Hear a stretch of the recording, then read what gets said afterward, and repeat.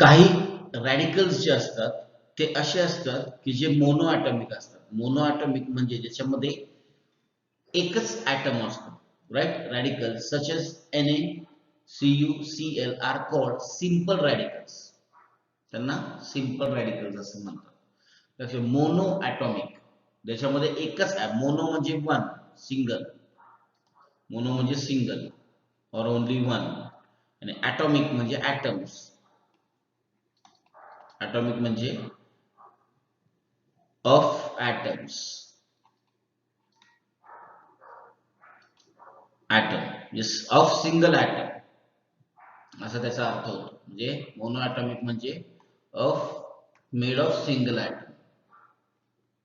Item, right. त्यांना काय म्हणतात, अशी जी मोनो ॲटॉमिक रॅडिकल जे असतात त्यांना सिंपल रॅडिकल्स असं म्हणतात.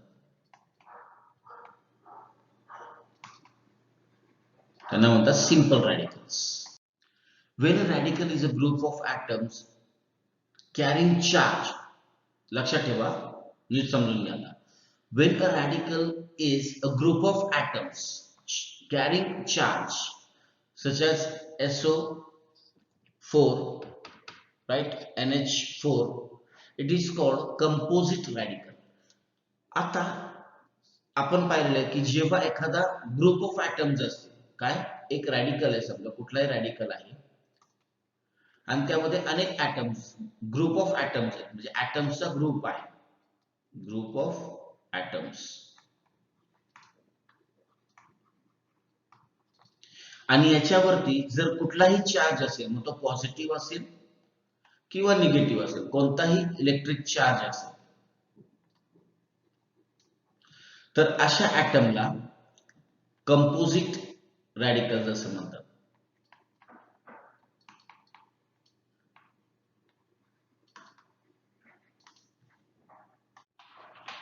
आता पहिला मोनो ॲटॉमिक आणि कंपोजिट. मोनो ॲटॉमिकलाच आपण ॲटॉमिक रॅडिकल जे आहेत याला आपण सिंपल रॅडिकल्स असं म्हणतो, सिंपल रॅडिकल्स.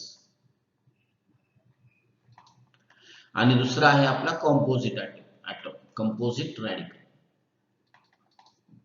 रॅडिकल म्हणजेच ग्रुप ऑफ ॲटम. याच्यामध्ये ग्रुप ऑफ ॲटम्स असतो. ओके. आता मोनो ॲटॉमिकचा अर्थ नीट समजून घ्या की ज्याच्यामध्ये एकाच प्रकारचे ॲटम्स असतात. Single type of atoms, single type of atoms.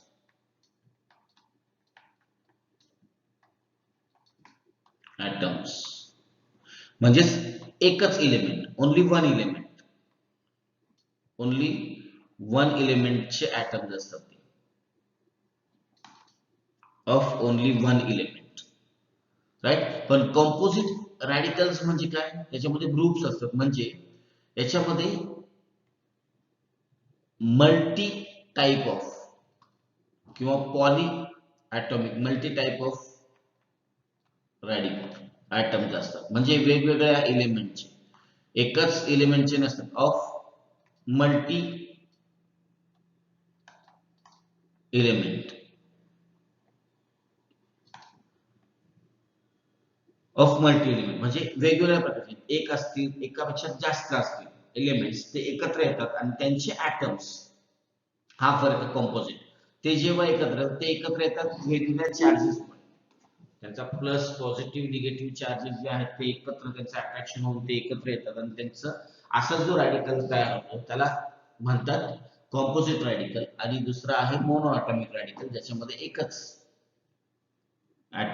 प्रकारचे ॲटम्स असतात.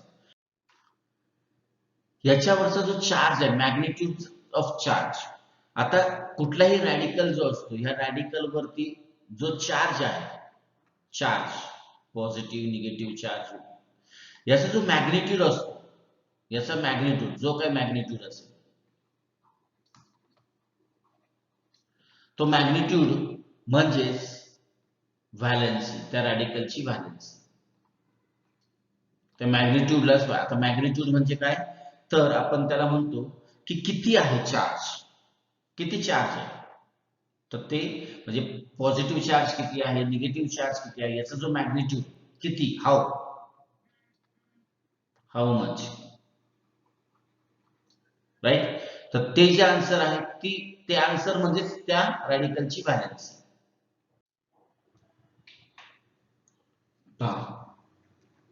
Classify the following radicals into two types. While doing this, use a criterion other than the sign of the electronic charge on them.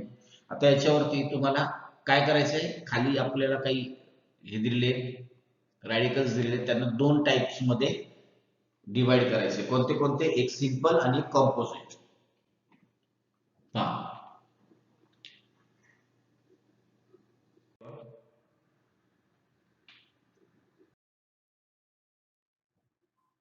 Okay. आता आपल्याला शिकायचं आहे chemical फॉर्म्युले of compounds अ रेसॅपिच्युलेशन. रिसेप्युलेशन म्हणजे काय? आपण एक मागे जे झालंय तुमचं 9th ला याच्यावरती झालेलं आहे केमिकल फॉर्म्युला कसा तयार होतो वगैरे वगैरे, त्याच्यावरती एक नजर टाकूया आणि मग पुढे जाऊया. बघा बघा, the characteristics of a compound formed by ionic bonds is that it's molecule has two parts.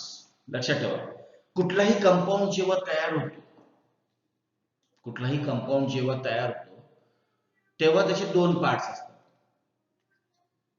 Compound तयार होतो तेव्हा त्याचे दोन पार्ट्स असतात,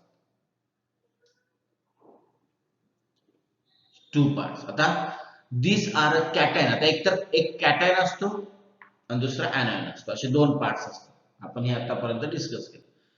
that is a basic radical and and acidic radical. एक बेसिक रॅडिकल असतो, एक ऍसिडिक रॅडिकल असतो. See, these two parts are oppositely charged. आता आपल्याला ही माहिती की जे anions and cations यांच्यावरती वेगवेगळा चार्ज असतो.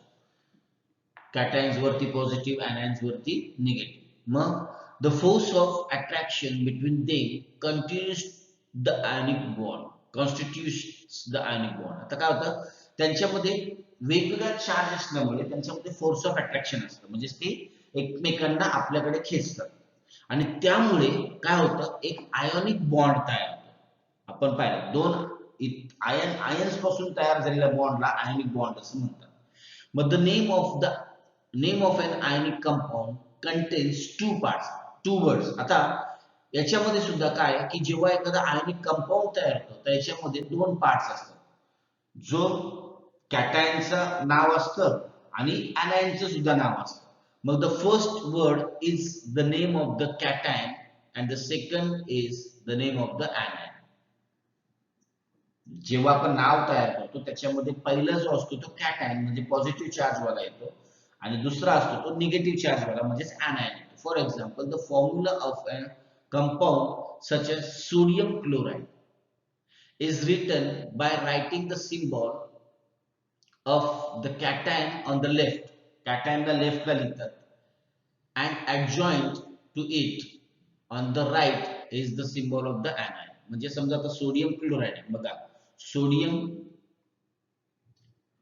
आणि क्लोराइड हे जेव्हा एकत्र येतात तर सोडियम हा कॅटायन आहे पॉझिटिव्ह आणि क्लोरीन हा निगेटिव्ह आहे म्हणजे ऍनायन आहे. मग आता जेव्हा हे एकत्र येतात यांच्यामध्ये जेव्हा कंपाऊंड तयार होतं तेव्हा ते तयार होतं NaCl. मग आपण काय करतो तर कॅटायनचा आधी लिहितो आणि म्हणजे बेसिक जो आहे तो आधी लिहितो ज्याच्यावरती पॉझिटिव्ह चार्ज आहे त्याचा सिम्बॉल आधी लिहितो लेफ्टला आणि त्याच्या पुढे ऍनायनचा सिम्बॉल म्हणजे निगेटिव्ह चार्ज असलेला सिम्बॉल लिहितो. The charges are not shown though the number of the ions is written as a subscript on the right of the symbol of the ion. आता याच्यावरती चार्जेस नाही लिहिले जात परंतु त्याच्यामधले जे आयन्स किती आहेत, समजा Na चे किती आयन्स आहेत तर ते त्या नंबरच्या सिम्बॉलच्या खाली, समजा आता इथे आपण बघितलं की Na2 and Cl4 समजा असं आपण घेतलं, एक एक्झाम्पल सांगतो मी, राईट. तर काय केलं जातं तर जो सिम्बॉल आपण लिहिला, ज्या आयनचा सिम्बॉल लिहिला त्याच्या खाली छोट्या लेटर्स मध्ये सबस्क्रिप्शन म्हणतात त्याला, खालच्या बाजूला त्याचा नंबर किती आयन्स आहे त्याचा नंबर लिहिला जातो.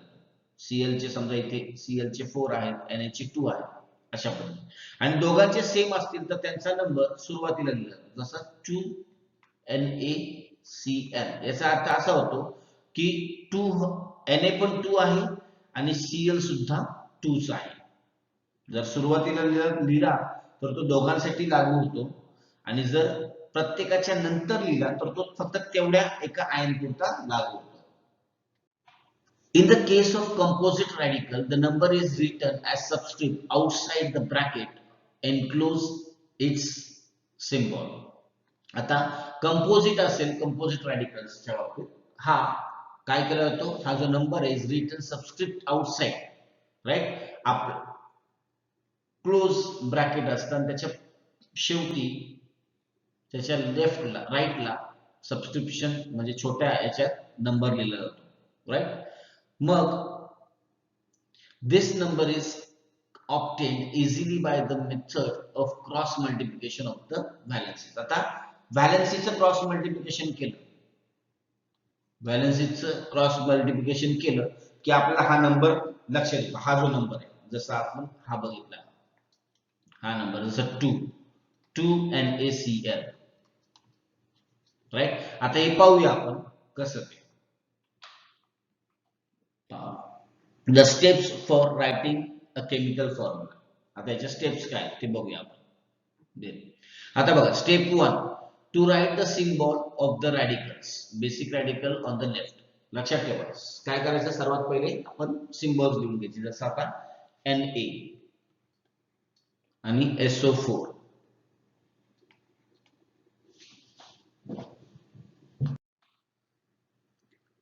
नेक्स्ट स्टेप आहे step 2, to write the valency below the respective radical.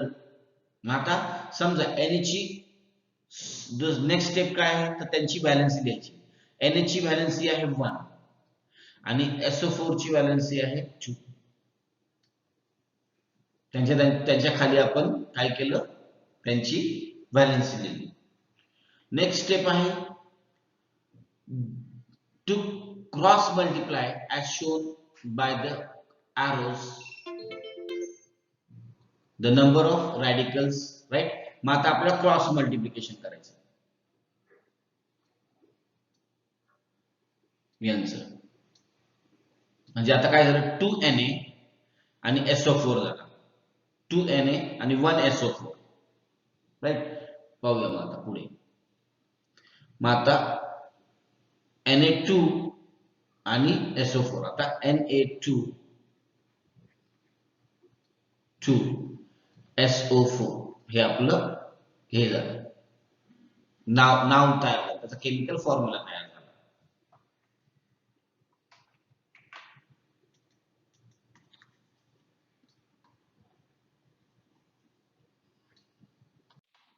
In order to write the chemical formulae of compounds, it is necessary to know the valency of the various radicals. म्हणजे सर्व रॅडिकलचे जे वेगवेगळे radicals आहेत, या रॅडिकल्सचे आपल्याला व्हॅलेन्सीज माहित असणं खूप गरजेचं आहे. जर तरच आपण कंपाऊंडचे जे आहेत केमिकल फॉर्म्युले जे आहेत कंपाऊंडचे ते लिहू शकतो.